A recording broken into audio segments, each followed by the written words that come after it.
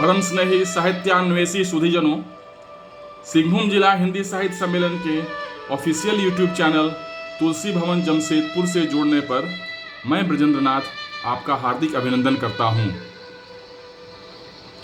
जैसा कि आपको ज्ञात है कि इस यूट्यूब चैनल को यह आकार तुलसी भवन के ऊर्जावान युवा मानस सचिव आदरणीय प्रसेनजीत तिवारी जी की सदप्रेरणा से ही दिया जा सका है। आपने पिछले भागों में तारीख 29 अगस्त को तुलसी भवन के मानस कक्ष में आयोजित कथा मंजरी कार्यक्रम के 2 वीडियो देखे होंगे। कहानीकारों की आवाज़ में उनकी कहानियों के पाठ के क्रम में यह दूसरा भाग है, जिसमें आदरणीय प्रदीप कुमार मिश्र जी की कहानी एहसास उनकी आवाज़ में आप सुनेंगे। आइए तस्वीरों की गैलरी से गुजरते हुए उनके वीडियो ऑडियो तक पहुंचते हैं और कहानी का आनंद लेते हैं। अभी आप मानस कक्ष में आयोजित कथा मंजरी कार्यक्रम की एक तस्वीर देख रहे हैं, जिसमें मंच पर बैठे हुए आपको दिखाई दे रहे हैं बाएं से संजय पाठक स्नेही जी, जिन्होंने कार्यक्रम का संचालन किया। आदरणीय यमुना तिवारी बथित जी, अरुण कुमार तिवारी जी, सुभाष चंद्र मोनका जी और रामनंदन प्रसाद जी।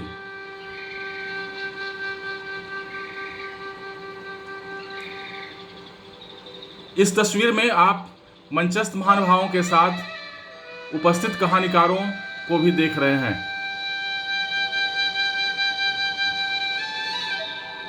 इस तस्वीर में भी आप रचनाकारों को देख रहे हैं।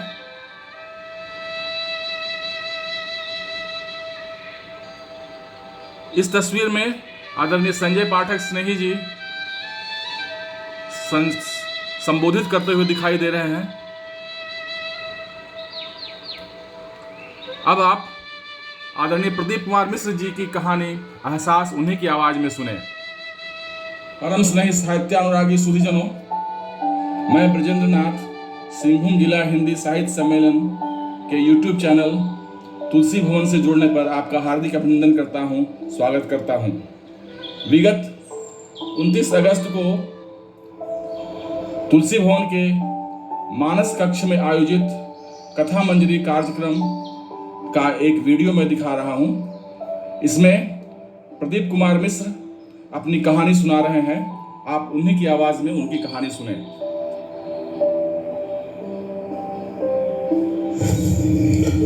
अपनी कहानी एहसास के माध्यम से मैं अपनी उपस्थिति दर्ज करा रहा हूँ।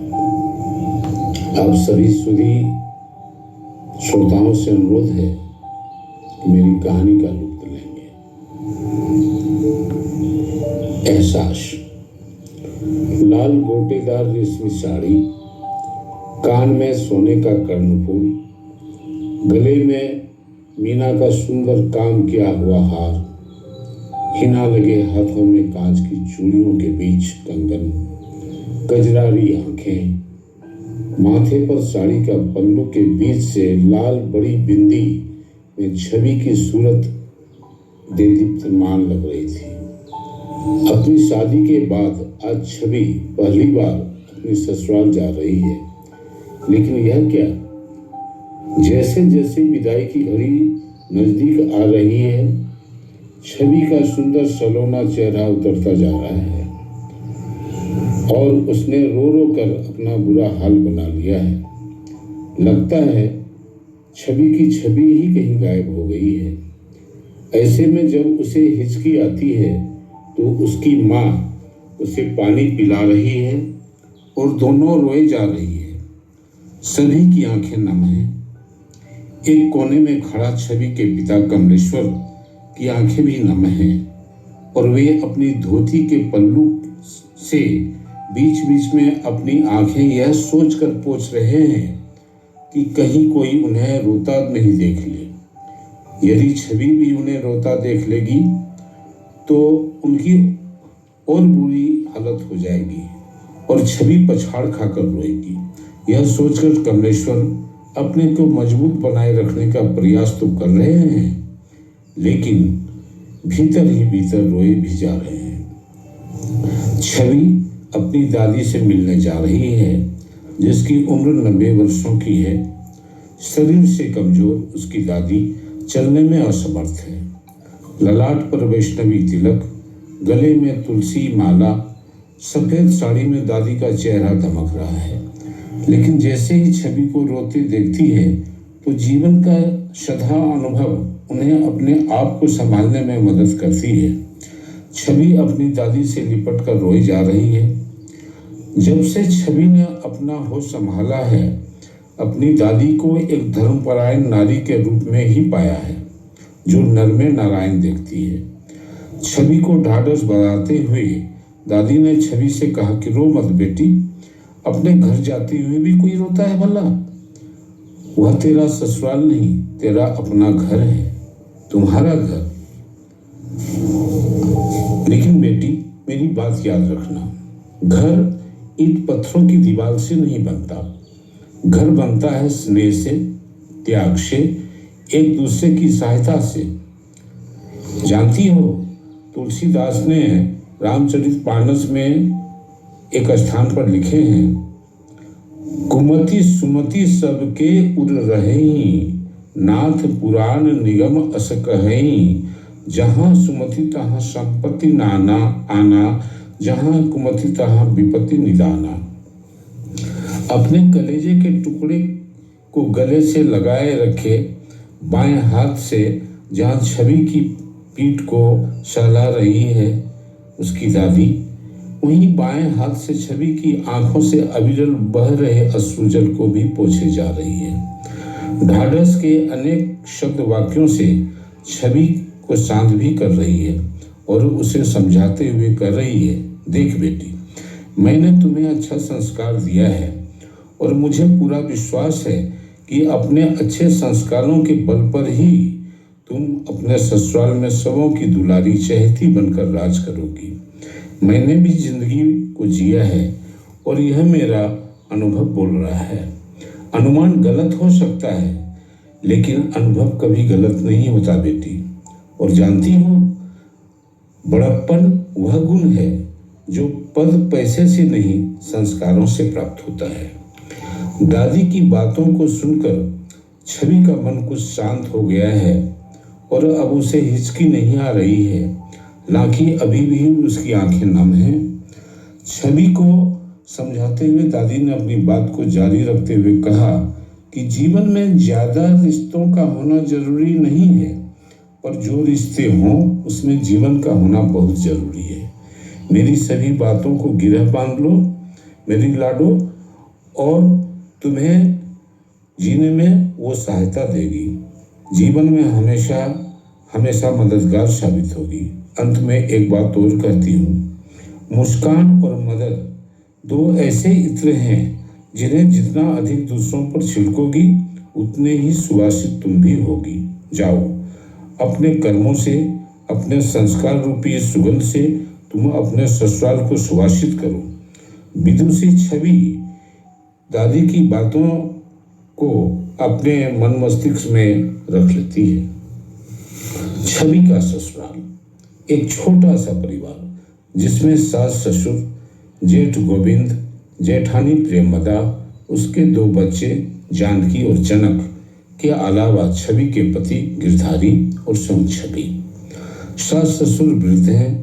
गोविंद जीवन बीमा कंपनी में मैनेजर हैं। जानकी 11 वर्ष की है जो क्लास 8वीं की छात्रा है, और जनक 5 वर्ष का है, वर्ग 1 का छात्र है। गिरधारी फौजी हैं जिसकी पोस्टिंग श्रीनगर में है। अपनी शादी के लिए 1 महीना की छुट्टी लेकर गिरधारी अपना घर आया था अपनी शादी रचाने। अपने जीवन साथी को पाकर गिरधारी काफी खुश है। कहते हैं ना कि समय को पंख होता है, सो 1 महीना पलक झपकते ही निकल गया, पता ही नहीं चला। और आज गिरधारी को अपनी ड्यूटी पर श्रीनगर जाना पड़ रहा है। इस 1 महीने में छवि सभी के चरित्र स्वभाव से परिचित हो गई। ससुर और सास काफी सरल हैं और छवि का हमेशा ध्यान रखते हैं। गोविंद का अपनी पत्नी के सामने कुछ नहीं चलता, अपनी पत्नी की हजूरी में ही लगा रहता है। क्या मजाल जो गोविंद प्रेमदा की अनुचित बातों को दरकिनार कर सही को सही कहे। इतना साहस कहाँ उसमें, जोरू का गुलाम। व्यक्तिवाचक नाम गुणवाचक नहीं होते। जेठानी प्रेमदा का नाम तो प्रेमदा है, लेकिन सिर्फ नाम ही, न तो उसकी बोली वैसी है और न व्यवहार। अपने नाम के विपरीत बिल्कुल फिट बैठती है अपने स्वभाव से प्रेमदा। इस एक महीने में ही छवि जानकी और जनक से काफी घुल मिल गई। जनक तो वैसे छवि का हमसाया बन गया है। छवि भी जनक की सूरत, उसकी बोली पर बात बात में उसकी बलैया लेती रहती है। दोनों एक दूसरे से काफी घुल मिल गए हैं। गिरधारी के जाने के बाद ससुराल में छवि के लिए जीने का यदि कोई सहारा है तो वह है जनक। गिरधारी के जाने के तुरंत बाद ही प्रेमदा बात बात में छवि को कोसती रहती है। खुद उसकी ही कोई गलती क्यों नहीं हो, लेकिन दोष मारा जाता है छवि के माथे और उसे ही कसूरवार ठहरा दिया जाता। कौवे जैसी कर्कश आवाज में कभी कभी छवि को भला बुरा भी कह जाती प्रेमदा। मनुष्य भी अन्य प्राणियों की तरह प्यार का भूखा होता है। वह भी चाहता है कि सभी उसे भी प्यार दें। छवि भी अपने बड़ों से यही चाहती है, लेकिन बेचारी छवि का जीना दूभर कर दिया है प्रेमदा ने। उसे बात बात में सास ससुर के सामने भी जलील करना ये एक नियम सा बन गया है। सास ससुर भी कुछ नहीं कर सकते, क्योंकि उनकी कुछ चलती नहीं अपनी बड़ी बहू प्रेमदा के सामने। तब नजर बचाकर कभी कभी एकांत का मौका निकालकर वे दोनों छवि को प्यार देते और कहते, बुरा नहीं मानना बेटी, एक दिन तुम्हारे भी दिन बहुरेंगे, देख लेना, हमारा आशीर्वाद है तुम्हें। ऐसे में छवि को अपनी दादी की बात याद आती। कभी छवि सोचती, काश इनकी बात सही हो। दुख सदा पीछे की ओर अतीत को देखता है, चिंता सदा इधर उधर देखती है, लेकिन विश्वास सदा आगे की ओर देखता है। यही सोचकर छवि अपने मन में दादी और सास ससुर की बातों को आधार बनाकर अपने मन में विश्वास जगाती है। जहां मन के एक कोने में उसे विश्वास का एक झिलमिलाता दीपक दिखाई देता है, जिसकी ज्योति से वह अपने को अवलोकित करना चाहती है। छवि सोचती है, जो समय आने वाला है वह हमेशा गुजरे काल से बेहतर होगा। यही सोच छवि को निराश होने नहीं देती। जबकि प्रेमदा उसे कुछ भला बुरा कहती तो वह हंसकर टाल जाती या मौन रहती। खेल खेल में ही छवि ने जनक को रामचरितमानस की यह पंक्ति याद करा दिया और उसे उसका अर्थ भी बता दिया। जहां सुमति तहां संपत्ति आना, जहां कुमति तहां विपत्ति निदाना। अब जब कभी प्रेमदा छवि को बेवजह भला बुरा कहती और यदि उस समय जनक अपनी माँ का यह रूप देख लेता तो वह जोर जोर से यही पंक्ति बार बार दोहराता, जहां सुमति तहां संपत्ति आना, जहां कुमति तहां विपत्ति निदाना। जनक को इस तरह से बोलता देख प्रेमदा गुस्से में लाल हो जाती, लेकिन अपना बेटा समझ उसे छोड़ देती। यह बात अलग है कि एक दो बार प्रेमदा ने जनक को इस बात के लिए पीटा भी। बहुत रोया था जनक। रोते रोते एक बार वह छवि के पास चला गया और छवि से बोला, काकी काकी, मेरी माँ मुझे बहुत मारी है, देखो ना आज उसने मुझे कितना पीटा है। छवि जनक से कहती है, ऐसा नहीं कहते बेटा, माँ बुरी नहीं होती, माँ तो बुरी होती ही नहीं, लेकिन तब उसने मुझे पीटा क्यों? बाल सुलभ स्वभाव के कारण जनक छवि से पूछ बैठा। छवि क्या कहती? क्या वह कहती कि नहीं, तुम्हें जो तुम्हारी माँ ने पीटा है उसका मूल कारण यह है कि वह मेरे ऊपर का गुस्सा तुम्हारे ऊपर निकाल दी और तुम्हें पिटाई लगी।